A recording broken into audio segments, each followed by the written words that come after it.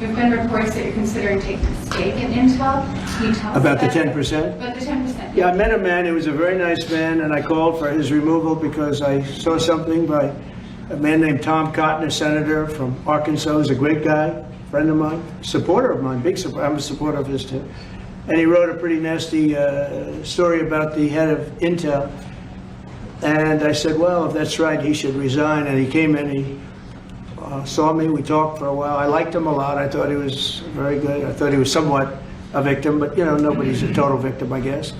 And I said, you know what? I think the United States should be given 10% of Intel. And he said, I would consider that. I said, well, I'd like you to do that because Intel has been left behind, as you know, compared to Jensen and some of our friends, Nvidia, some of the people and the people in, because Intel should have never been. Intel was the biggest, most powerful chip company in the world. And then they started leaving. And they started going to foreign countries, in particular Taiwan.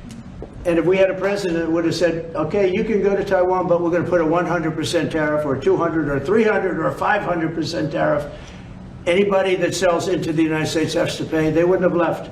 They would have never left, and we wouldn't have. So in the meantime, we had people that were, in some cases, good politicians that weren't good on trade. I loved that man, but he was not good on trade. I totally disagreed. He allowed the car industry to be taken out of this country. We lost 50% of our car industry. But that's all coming back. It's all coming back. But if somebody would have said that with Intel, would be a giant right now. Now with that, they've had some bad management over the years and they got lost. And I said, I think you should pay us 10% of your company. And they said, yes, that's about $10 billion. I don't get it. This comes to the United States of America.